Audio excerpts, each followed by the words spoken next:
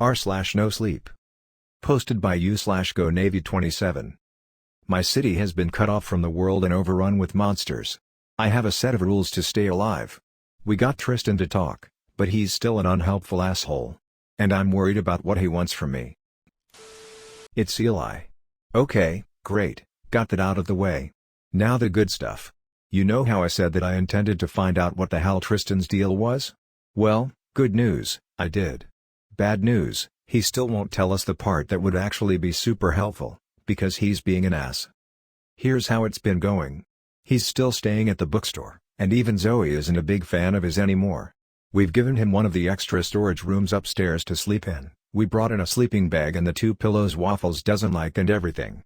At first, I tried talking about a lot of my good memories with Nolan, but that honestly seemed to make things worse, because Tristan always found a way to twist them into my bad influence on his brother or how annoying we'd been acting from his point of view.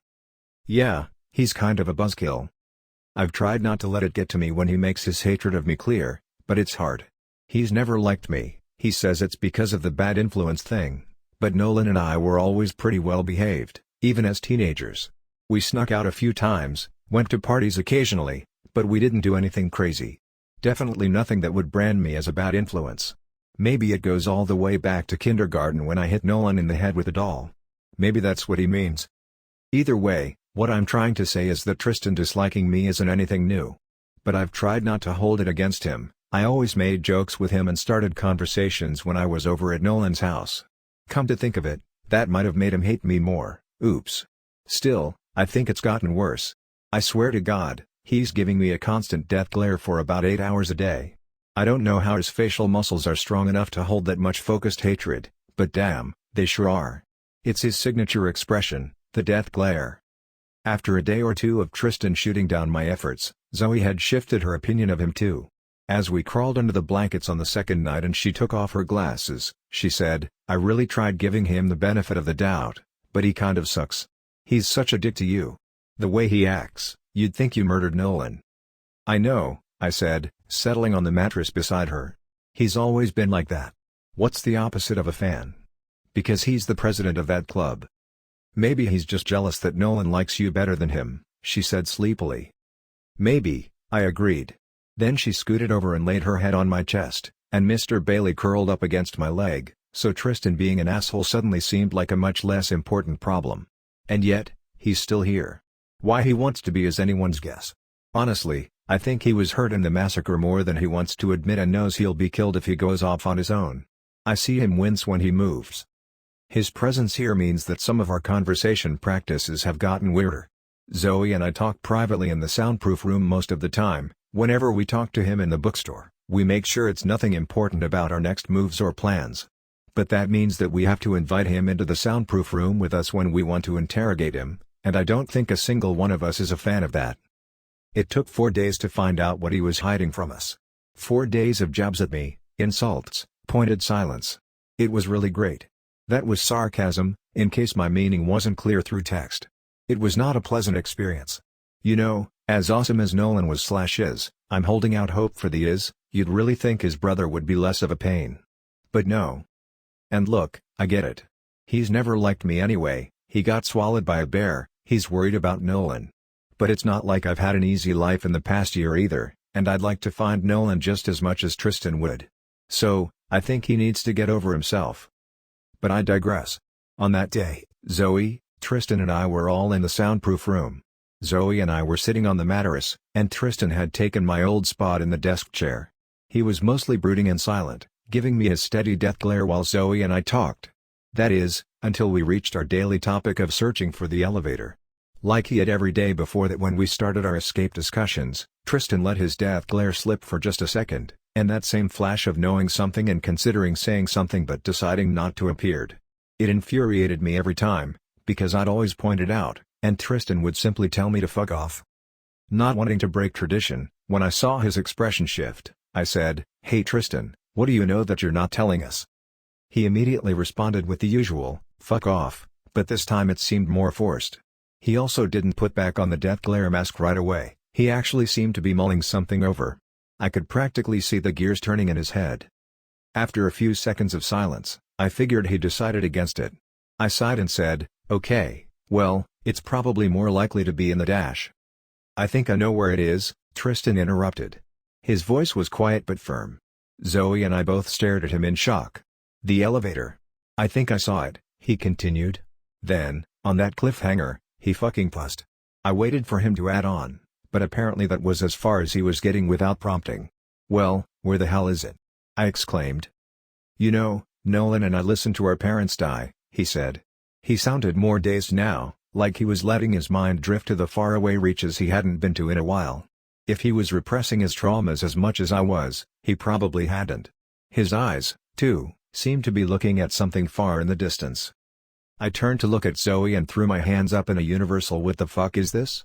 gesture, but she simply shrugged and held a finger to her lips. She was probably right, maybe if we just let him talk, he'd get to the point. As much as I didn't want to hear about Nolan's parents, R.I.P. Mr. and Mrs. Reynolds, you were great, or whatever Nolan may have suffered, I could handle it, and I did want to hear about Tristan's possible knowledge of the elevator. If he was telling the truth, that info was worth the wait. I was sleeping when it started, because I'd worked the overnight shift at IHOP, like every Friday. My parents were downstairs, having coffee in the kitchen. It was Saturday, after all. Nolan was home for the weekend from college, you know that. He was gonna hang out with you later that day, Tristan said, looking at me, although I wasn't sure he was actually seeing me. God, I wish he hadn't come home that weekend. If he wasn't in the city, he'd be fine now. He sighed heavily, almost shakily. Tristan's lived with their parents and worked different jobs since he graduated high school 5 years ago, I whispered to Zoe. First Pizza Hut, then Staples, now IHOP. Nolan went to college a few hours away and came home about once or twice a month. We would always meet up when he visited. Zoe nodded but didn't take her eyes off Tristan, who seemed to be gearing up to speak again. I didn't hear any of the first part. I'm a pretty heavy sleeper, he said. But suddenly Nolan was shaking me awake violently.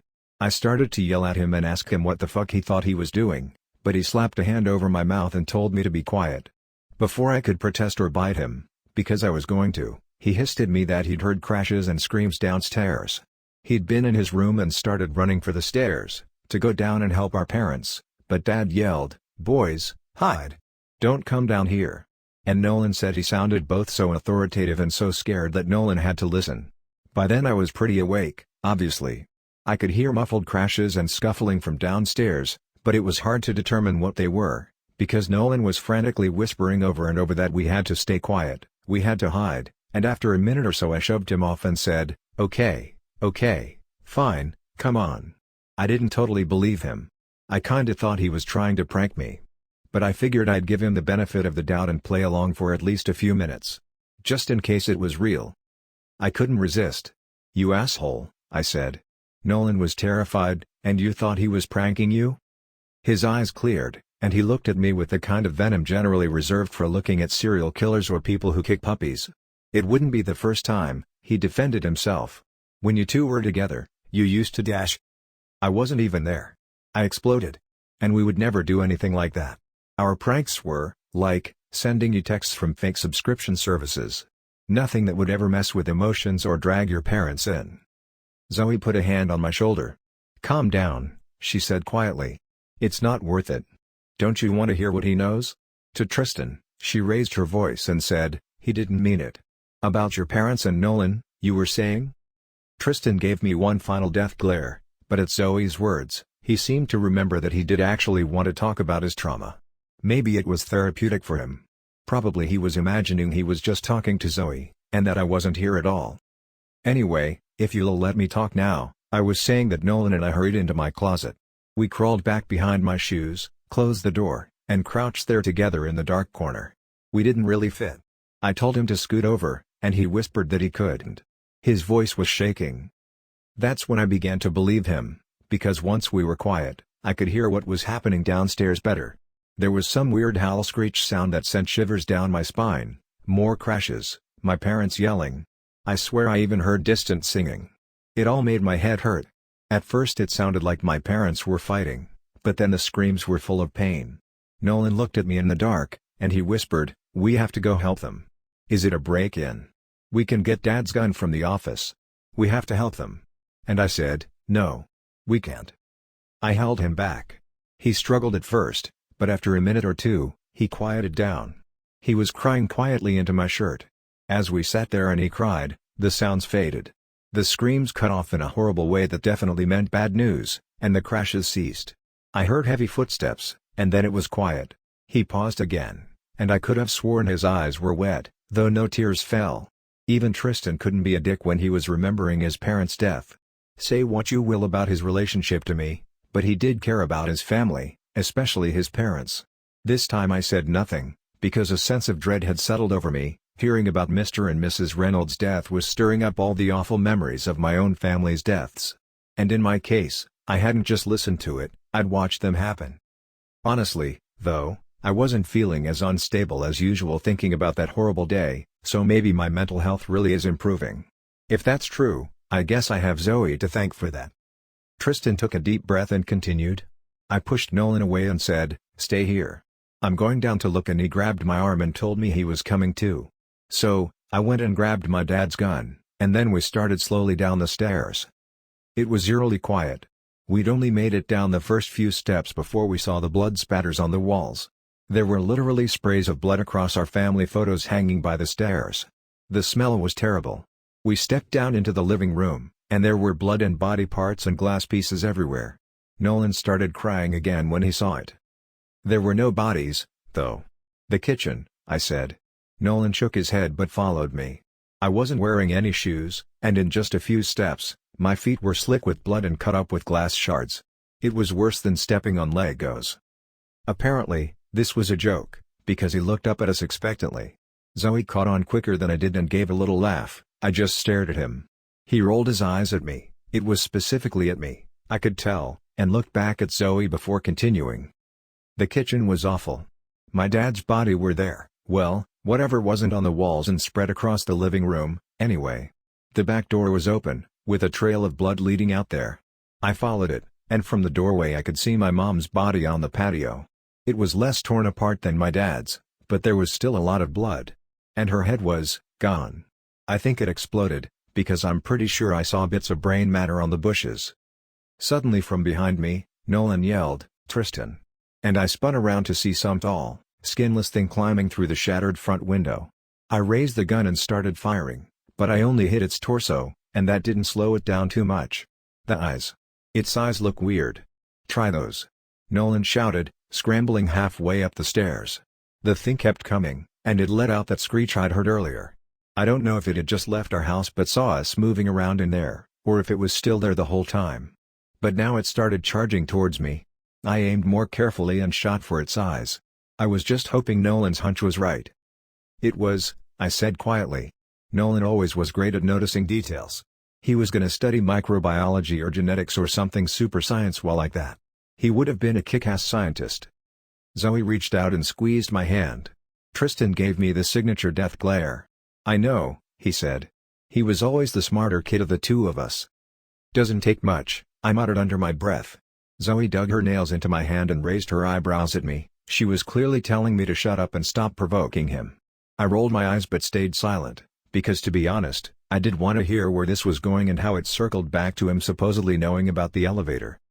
Anyway, I aimed and shot for its eyes, or the hole where its eye would have been. And that worked. The thing screeched and fell to its side. Some kind of thick, purple liquid oozed down its face. I shot again, aiming for its other eye and then for its neck, and after both those shots, it finally stopped moving and laid there on the kitchen floor next to my dad. Nolan and I just kind of stared at each other in shock. "What the hell are they?" he asked.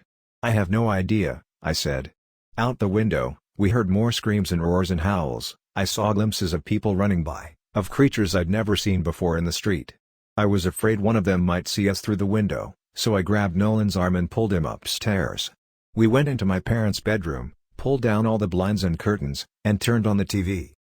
The local news was showing footage of monsters and bodies and a giant dome, which they said had cut off the city. Lines of cars stretched down the highway trying to get out. It was literally broadcast live as monsters mowed them down like they were blades of grass. Then the news helicopter was hit by something, I guess, because there were screams, and then the screen went to static. I turned it off and we sat there in silence. "What the fuck is happening? Why here?" Nolan asked. "I don't know," I told him. "But we can't get out of the city. so we'll have to manage here. It's like the apocalypse, he said. I didn't have a response to that. We just packed up our bags and prepared to leave.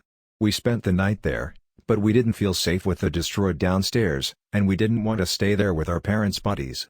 It made Nolan start to cry again every time we had to cross the kitchen to get food. So we left the next morning. I just missed you, then, I said.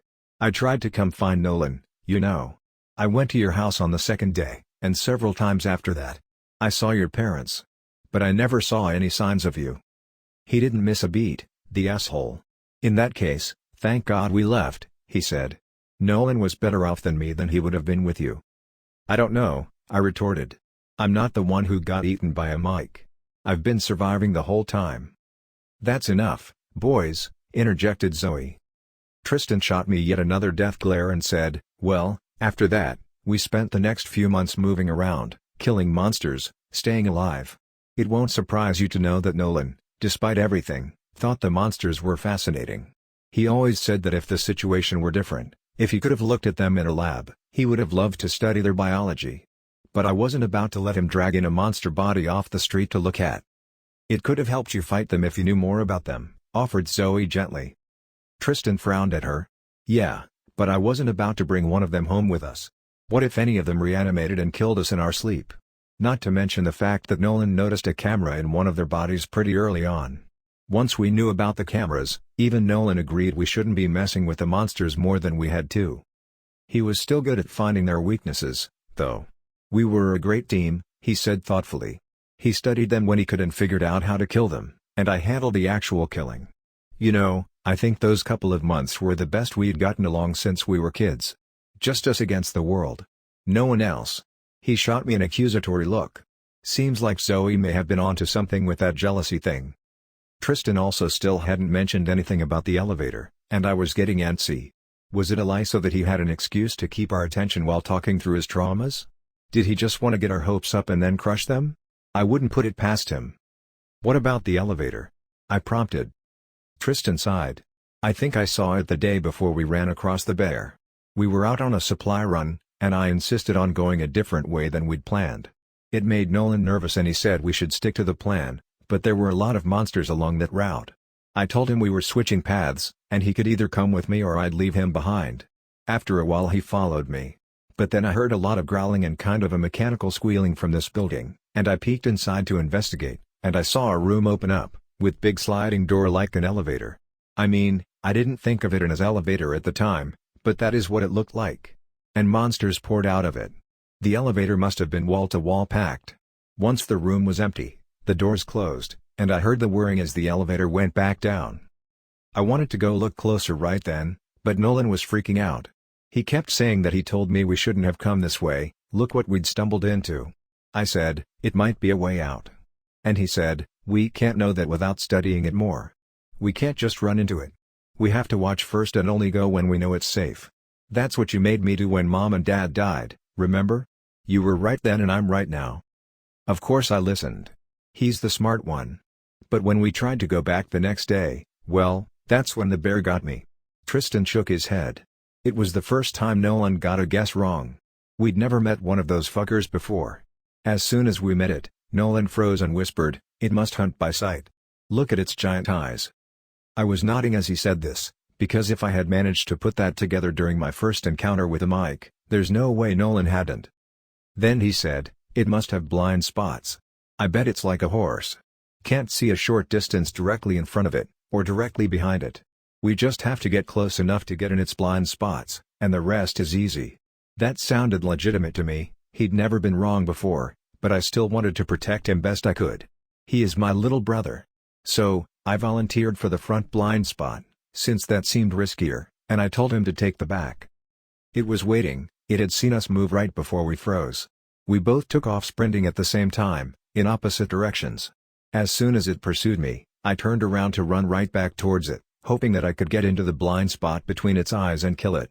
Nolan immediately turned around, and started coming up behind it. I couldn't see him, but I heard him. The bear's breath was hot and heavy. I raised the gun and aimed for its eyes, but the eyes never left me. There wasn't a blind spot. I tried to fire, but it swatted the gun right out of my hand like it was light as a feather. And I didn't have time to do anything else before it lunged forward and pinned me to the ground. Then the mouth opened wider and wider, and the black hole started to drag me in. He trailed off, shivering. I'd never seen Tristan look so vulnerable, not even when he was covered in blood back at the scene of the massacre. I kept hoping Nolan would be able to kill it as I was sucked into the darkness.